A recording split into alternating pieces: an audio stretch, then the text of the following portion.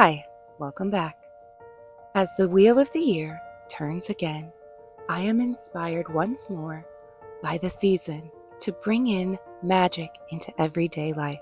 In the kitchen, from the garden, and in the home, let's find some witchy ways to celebrate Ostara together. We started with some kitchen magic by making a caramelized onion frittata. This helps to bring in all of the energies of the season when you have the eggs for fertility and all of the fresh greens and herbs that we're going to be putting in there, but also the onions. The onions have that grounding, that deep energy from the earth coming up. We're also celebrating the worm moon this month, so that brings us back to that deep grounding energy sprouting up from the earth. We'll be saving our onion skins because I'm going to use them to color some eggs a little bit later. Today we're just using onion skins, but on Patreon in the content bundle, I have a few recipes for different ways that you can use natural things to dye eggs. So to caramelize the onions, first you have to melt some butter, and then you take very thinly sliced onions and put them in the melted butter and let it go low and slow for a long time. I think mine took about an hour. And to my frittata, I'm going to be adding some ground sausage, so I'm browning that now. But the original recipe was vegetarian, so you don't have to add that. I just wanted to up the protein a little bit. And these are some really gorgeous farm fresh eggs that I got from my mom. She brings us regular eggs, and I'm cracking them in a way that sort of preserves the shell, because I want to use the shell to do a spell afterwards. So stick around and stay tuned because I'll show you that spell. The cream and the spring onion really bring in the energies of the season, that fresh new starts, rebirth, reborn, that energy of spring. Some chopped spinach, I'm going to saute that here. I'm using things that are in season. You know, spinach is in season during the cooler months. And here's what our caramelized onions eventually turn into. So some people will add a little bit of brown sugar to them. I don't do that, but it does give them a nice little, extra bit of sweetness to them. Some black pepper to banish negativity, and salt for protection, and fresh dill weed for abundance. Now I'm adding in all of our delicious caramelized onions.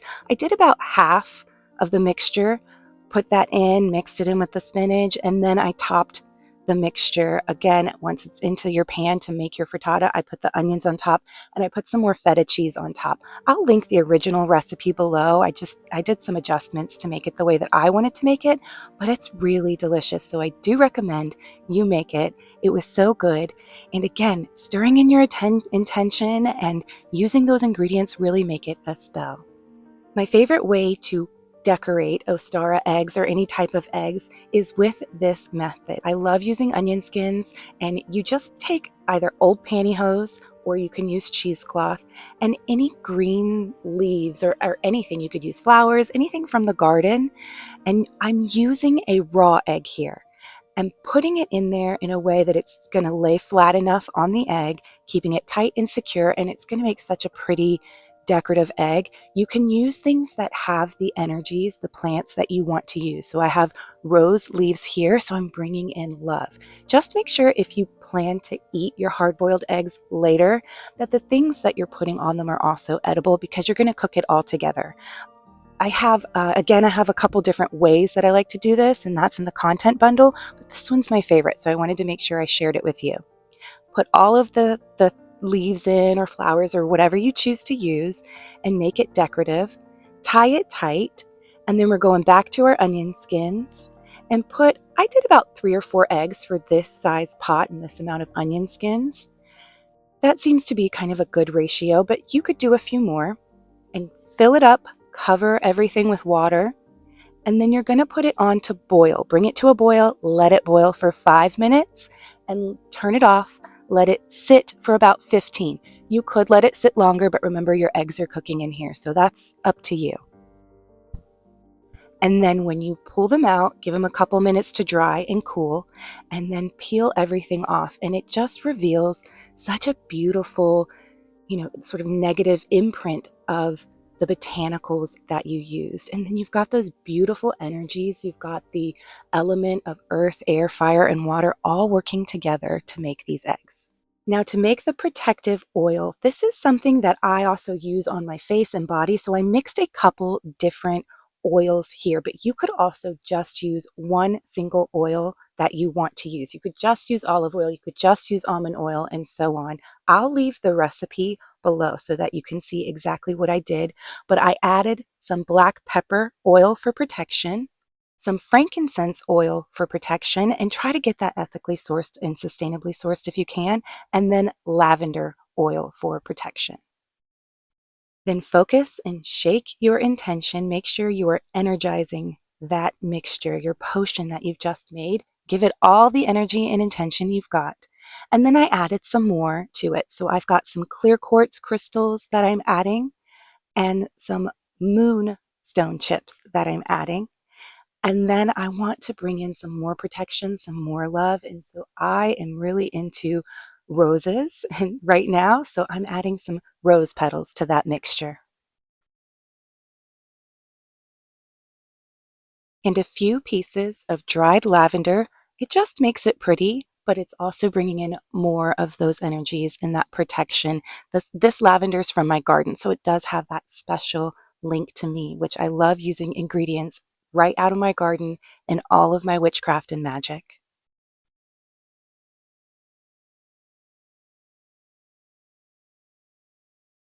Now, if you've been around for a while, you've seen me set up my altar and how I prep that. But this time I used smoke cleansing, and I did that with a mugwort bundle that I have made from my garden. Again, I like to use my own ingredients. Now I am anointing with that protective oil. So I did one sigil or symbol in the middle and then one on all four corners. And I'm using an altar cloth. I'm not really an altar cloth type of person, but this space that I have here is kind of makeshift, and we're using it now until we decide what type of remodel we want to do. So I layer a couple different things. I love going to thrift stores and antique shops and collecting all kinds of interesting trinkets and curiosities. So most of the time they end up on my shelves or on my altar. And we have to bring in some seasonal plants. I love daffodils. They're one of my favorite flowers, and I love the smell of hyacinths. Now, here are some books that we like to read. I still have some young kids at home, so this is a really great one, Flora in the First Spring. This is from Moondust Press. They also did this book, Brina. I'm not sure if this one is available, but it's from Moondust Press as well. And I Am a Warrior Goddess. That's one that my daughter really loves, so we bring some of those out so that we can all read them together and be reminded sort of the season, of the energies, and just really bring that into our everyday life. I like to add all of my fertility goddesses or symbols here because that's the season, right? That's the energy we're celebrating. It doesn't have to be fertility in the sense of giving birth, but bringing something new, bringing something to life. What seeds are you planting? What things are sprouting now? What is coming into fruition? What is the very beginning, that full card, that zero? All right, we're back at our eggshells. Remember the ones we saved from our frittata? Now we're going to be using them for either a manifestation spell or a blessing new beginnings ritual. That's up to you how you want to work this. But what you need to do is put extra damp soil into your eggshells and then sprinkle chia seeds on top. Chia seeds work great because they sprout really quickly. Spray them every day, keep them moist, and put something plastic over them like a bag that's going to create that greenhouse effect. And in a couple days, you're going to have beautiful sprouts. Now, as you're doing this, as you're putting everything together, that is your spell. That is your symbolic action. So make sure you are pouring your intention into it. I will leave an incantation below that you can chant or you can say as you're doing this, and that is going to become your spell. I hope you enjoyed this episode of Witchy Ways to Celebrate Ostara. I hope you have a wonderful Ostara or spring equinox, whatever you like to call it. And please tell me what you think about these videos. Let me know what you want to see in the future. And as always, blessed be.